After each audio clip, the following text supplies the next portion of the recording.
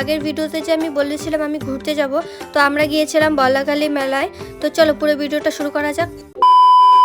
Hello everyone, welcome back to my channel. ভোর 5টায় উঠে স্নান করে রেডি হয়ে গেলাম, কারণ আমরা যাব বল্লাখালী মেলা। তারপর ফার্স্টে চলে আসি পাঞ্জিপাড়া কালী মন্দির, এখানে পুজো দিয়ে দিলাম আমরা সবাই মিলে। আর এদিক দিয়ে যত গাড়ি যায় এই মন্দিরে এখানে থেমে পুজো দেয় সবাই, তো আমরাও দিয়ে দিলাম পুজো। তারপর বিকাল হতেই আমরা পৌঁছে যাই বল্লাখালী মেলায়। আর এখানে দেখো কত ভিড়, অনেক দূর থেকে এই মন্দিরে পুজো দিতে আসে সবাই। তারপর একটু রাত হতেই আমরা পুজো দিতে চলে যাই, আর এখানে প্রচুর ভিড় ছিল। আর এই ঘাট থেকে সবাই স্নান করে পুজো দিতে যায়। আমরা যেহেতু বাড়ি থেকে স্নান করে আসছি, সেটার জন্য আমি আর স্নান করলাম না। এখানে পা হাত ধুয়ে জল ছিটিয়ে পুজো দিতে চলে গেলাম প্রসাদ নিয়ে। আর দেখো এখানে কত ভিড়, আর এখানে যদি কেউ হারিয়ে যায় খোঁজার মতো অবস্থা কারো থাকে না। তারপর আমরা লাইনে দাঁড়িয়ে মায়ের মন্দিরে পুজো দিতে চলে গেলাম। আর এখানে দেখো আমরা সবাই মিলে লাইনে দাঁড়িয়েছি। তারপর আমরা প্রায় 1 ঘন্টা লাইনে দাঁড়িয়ে আমরা মায়ের মন্দিরের সামনে চলে আসি। আর মায়ের সামনে আসলে মনটা কেমন শান্তি হয়ে যায়, মায়ের মন্দিরের সামনে থেকে আসতে ইচ্ছা করে না। তারপর আমরা পুজো দিয়ে চলে যাই টিকিট কাটতে। আর এখানে আমরা যতবারই টিকিট কেটেছি সবগুলোতেই লেগেছে এই প্রাইসগুলো। তারপর দোকানদারও বলছে তোমাদেরকে আর টিকিট কাটতে হবে না,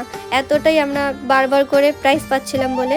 তারপর আমরা চলে আসি খাবার খেতে, কারণ আমি খাবার খেতে আসিনি, সবাই যখন আসছে তারপর আমি খেতে আসি। আর এখানে সবাই দাঁড়িয়েছিল, কারণ আমি উপোস ছিলাম আর এতটা দূর রাস্তা খুব টায়ার্ড ফিল হচ্ছিল সেটার জন্য। আর এখানকার ছেলেগুলোকে দেখো কেমন করে দেখছিল বারবার করে, তো আমি ক্যামেরাটা অন করছি আর ক্যামেরার মধ্যে কিভাবে পোজ দিয়ে যাচ্ছে।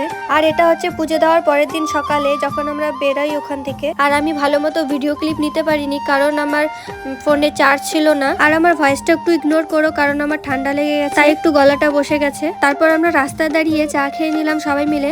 আর আমি চা খাই না, তবুও সেদিন খেয়ে নিয়েছিলাম। আর আমরা বাড়ির দিকে যাচ্ছিলাম, আর এদিকে আমার ফোনও বন্ধ হয়ে গেছিল। তো ব্লগটা এই অবধি, দেখা হচ্ছে অন্য কোনো ব্লগের সাথে।